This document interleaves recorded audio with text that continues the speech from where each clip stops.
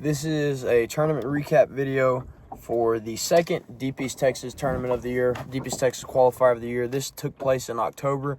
Sorry I'm making the video a little bit late, or I'm still in October, but I'm making the video a little bit later than it actually was. Didn't have my boat back for a while, so I'm just now getting the chance to come in the boat and film this recap video and kind of talk about what I did. So I don't know if you guys remember or watched in the past, I did recaps last year and I've started to do them again this year. So I'm just going to give a basic breakdown of kind of what I looked for, what I fished, and how I caught my fish. And this was back on Rayburn, so Deep East Texas stays on Rayburn. This is the second qualifier. I believe I ended up 8th place with 1480 something or 1490 something, so just under 15 pounds. Not a bad day on Rayburn. Definitely not a bad day in a high school tournament. That's an 8th place and a 14th place now for Deep East Texas, so I'm sitting, I think, top 10 in AOY. I want to say 5 or 6. So good place to be 2 tournaments into the season. Really good place to be. Let's just hop right into it. I didn't have an amazing practice. I was still out of a friend's boat because my boat was in the shop for a shift actuator. And I started the morning. Well, actually, I did the entire day. I fished some brush piles that I found in practice that had some fish on them. The starting bait to fill my limit was actually this 97 DD. I don't know what color this is. I don't know if you can find this color. I'm pretty sure I modified a different color to make this color. It's a 97 DD, but it's also a silent. So that was really key for these pressured fish on Rayburn right now, is to throw that quieter bait. Oh, goodness. Throw that color that you don't really see as much, or they don't see as much, and just jerk it over the top of those piles. Just pop it and just hold it there until they pay attention to it, and then twitch it with live scope and watch them come up and just slash at it. And they 90% of the time would get hooked when they slash at it. So that was a good bait to fill my limit on. I believe I had a limit really early that morning off of one pile in particular. It was cast after cast, filled the limit, cold there I think twice, and then decided to leave.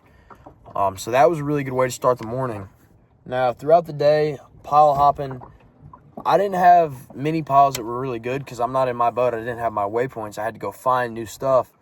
So I didn't have many piles because you can only find so many piles in a day. And I believe the next bait that I did to pick up, that's right, I picked up a minnow. So not this minnow in particular, but this jig head is what I threw, the 6-inch jig head. I think it's a juggle minnow head. It's got that 90-degree line tie, so the line comes straight off the top of the bait. It gives you more control. It rolls better. I did not throw this minnow on the back. I think I threw a juggle minnow this tournament. Not a big difference. They'll still eat it. What I was doing with this was similar to what I was doing with the jerk bait, actually. So the jerk bait, I'd hit it and kill it over the top of the pile until they came out to eat it or came out to look at it. So this minnow, what I do is I just sit it over the pile and just hover it back and forth up one side of the pile and just really slowly hover it down on the other side of the pile until they came up and poked their head out and came to eat it. So that is just what I did. That's what I did for this tournament, was fish piles the whole day. There's a bunch of different ways to fish them. I had a Texas rig on deck. I actually don't have one rigged up right now to show you, but I threw a Texas rig as well, caught some fish on a Texas rig. And then the actual key bait of the tournament was this glide bait. This is a KGB crappie. It's not this specific glide bait that I did good on in the tournament. I've since broke that glide bait off, which kind of stinks, but it is what it is. I was throwing that on a 6-inch broomstick rod with a Corrado 200M. So that's the newer Corrado, and that thing is good for throwing a big bait and throwing a crankbait. I was throwing that on 25-pound yellow label cigar. You don't need much bigger than that if you do need bigger than that. And that line has done the job for me on the glide bait so far. No complaints. That tournament was it was a grinder. I didn't catch a whole lot of fish, but I caught the ones that mattered. So I caught my 2 biggest, came off the glide bait, and then I kept 2 from the jerk bait that morning, and then I kept 1 from the minnow as well. So when I'm looking for piles, on Rayburn, they're everywhere. So a lot of the times you got to find the piles that are good. What makes a pile good? So in particular, that tournament, I was looking for piles that weren't really, really tall, but they were kind of spread out on the bottom, kind of long piles. They were short and close to the bottom because I had been catching bottom fish all summer in schools, chasing bait on the bottom, or in piles on the bottom.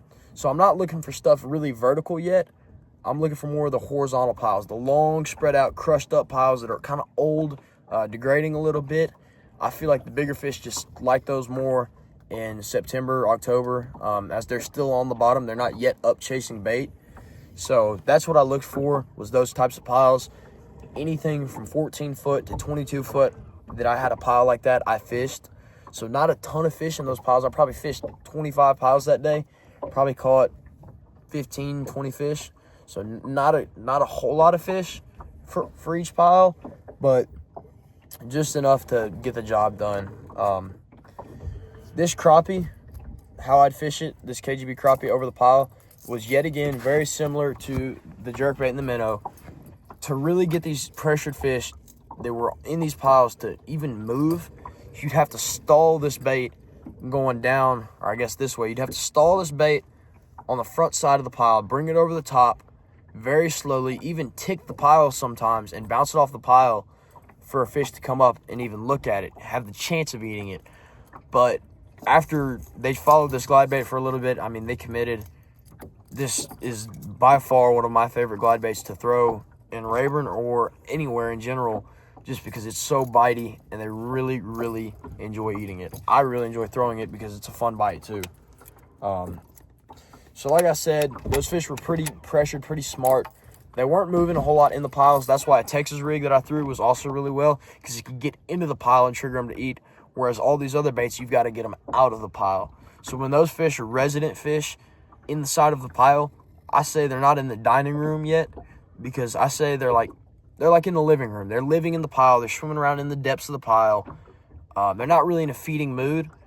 That's when I throw the Texas rig or a jig in there.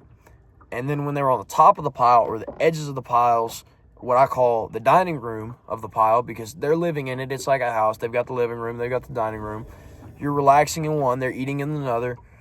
So when they're in the eating position or the living room or the dining room of the pile, I'd throw that jerkbait over them. I'd throw, depending on depth, the glide bait or the minnow.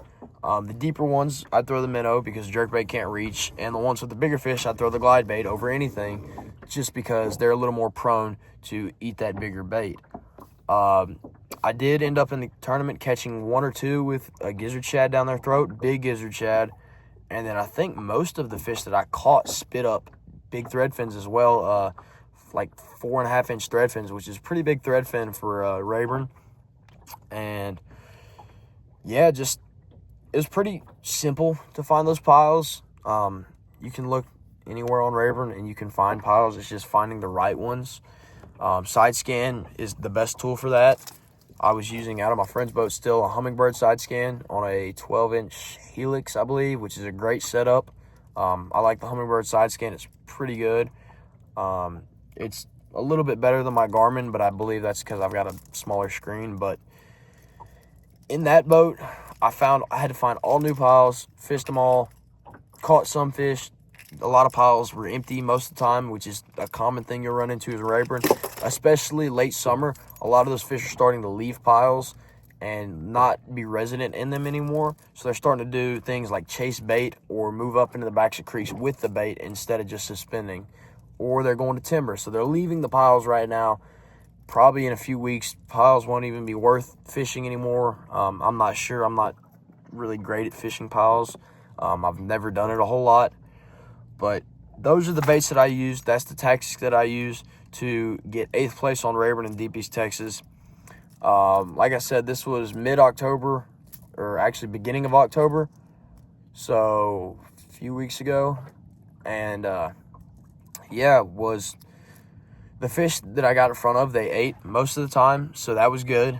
There weren't a whole lot of fish though. So piles probably wasn't the move. In the long run, or not in the long run. Piles probably just wasn't the move in general, but it got the job done good enough for me. Hold hope that sun's not blocking the camera. I feel like it is, but that's all I've got for that tournament. If you've got any questions, please send me a message on Instagram, on Facebook, comment on the YouTube video, ask whatever you want. I'll try to answer it without being too specific. And if you can, please go watch the other videos, the recap videos. See if you can figure anything out from those. I hope they help. Thank you for watching, and stay looking for the next one, because it'll be out within a day or two.